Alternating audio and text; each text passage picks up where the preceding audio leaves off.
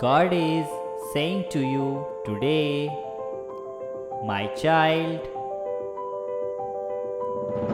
the future generations of your family name are going to be blessed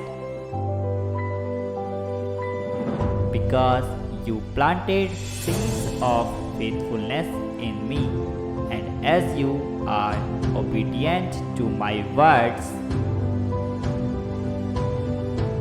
if you do, the people who come out of your family tree will have a blessing in heritage.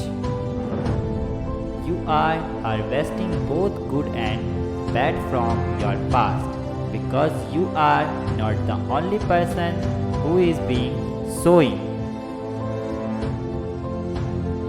You need to take your choices very seriously because your life is going to affect future generation.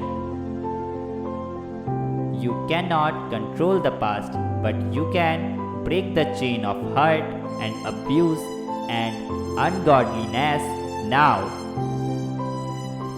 You can establish my legacy by showing seeds of prayer and love and generosity and faith. Type yes if you believe in God, and also subscribe the channel. Thank you all for your love and support.